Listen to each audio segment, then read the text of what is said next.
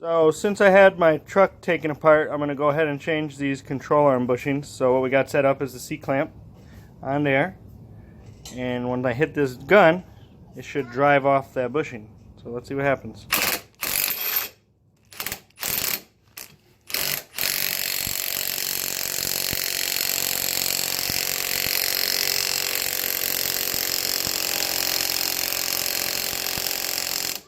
Looks like it might take a while.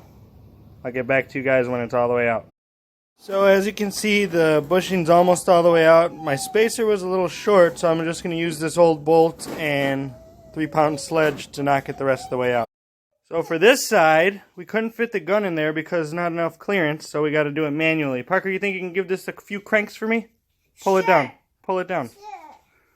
It's a tough one. You might need 2 hands.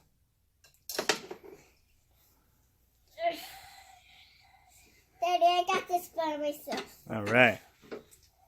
Go, Parker, go. I think I need help with your. Okay, you ready? Okay.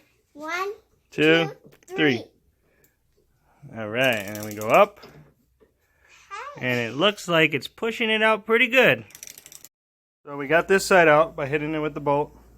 I got it a little bit more pressed out with the C-clamp by cutting away some of the old bushing so that my piece can fit over it better. With the extra piece of the bushing in the way that was too wide for it to fit through there. So one out, one partially out, and we'll get back to you.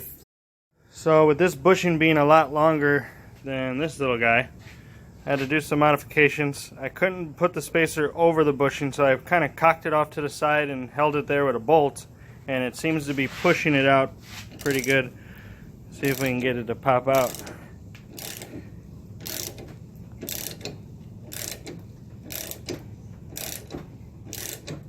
It's coming. I don't know if you guys can see that. It's just about out.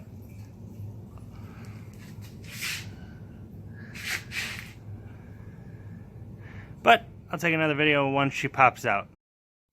Just enough to get it to pop out, and we're finally out. Man, that was a hassle, but we were able to modify it enough to make it work. So just a quick tip to make things go easier. I have the bushings upstairs in the freezer. I'll keep them nice and hard as I force them through here so they don't compress weird and make it harder for them to be pressed in. So with them being frozen, they'll be nice and solid as I press them in. So I'm just going to clean these out and we'll get those guys pressed in.